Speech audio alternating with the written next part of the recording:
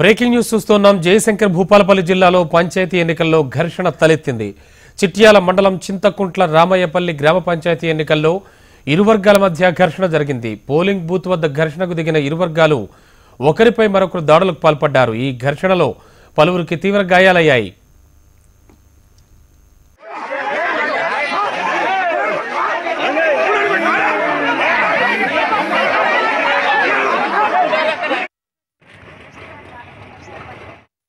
ఇదే అంశంపై తాజా సమాచారం అందించడానికి మా రిపోర్టర్ ప్రశాంత్ టెలిఫోన్ లైన్లో సిద్ధంగా ఉన్నారు.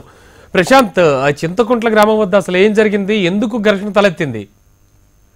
రమణ, జయశంకర్ భూపాలపల్లి జిల్లా చిట్యాల మండలం చింతకుంట రామయ్యపల్లి గ్రామంలో ఈ ఉదయం 7 గంటలకు ప్రారంభమైనటువంటి పోలింగ్ సరళిపై ఇద్దరు సర్పంచ్ అభ్యర్థులుగా మధువంశీ, రవీందర్ రావు అనే ఇద్దరు కూడా ఇక్కడ పోటీదారులుగా ఉన్నారు. వాళ్ళ ఇరు వర్గాలకు సంబంధించినటువంటి వ్యక్తులు పోలింగ్ కు 150 మీటర్ల దూరంలో ఉండి తమకు ఓటేయాలని నేరుగా అభ్యర్థించడాన్ని జీర్ణించుకోలేక ఇరు వర్గాలకు సంబంధించినటువంటి ఇద్దరు వర్గాల ప్రజలు కూడా ఘర్షణ తీవ్రస్థాయిలో చేసుకోవడంతో అక్కడ పెద్ద ఎత్తున ఆందోళన సాగింది.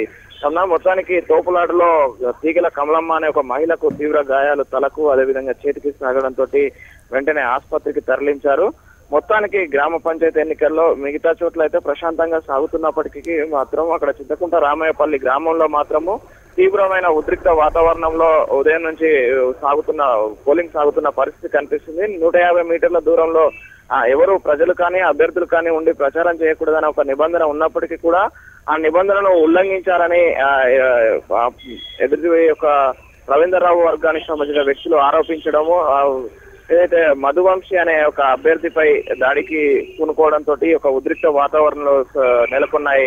రమణ, మొత్తానికైతే అక్కడ పోలీసులు కలగజేసుకుని ఇరు వర్గాలను అక్కడ చెదరగొట్టి ఎటు పంపించినప్పటికీ కూడా 15 నుంచి 20 నిమిషాలు సాగినటువంటి ఆ ఉద్రిక్త వాతావరణం మాత్రము సాధారణ ఎన్నికలను తలపించే విధంగానే సాగినాయని చూసుకోవచ్చు. రమణ, మొత్తానికైతే ఇక చింతకుంట రామయ్యపల్లిలో ప్రస్తుతానికైతే పరిస్థితులు అదుపులోకి వచ్చినప్పటికీ కూడా మరింత ఘర్షణ వాతావరణం అయ్యే అవకాశం అయితే అక్కడ కనిపిస్తుంది.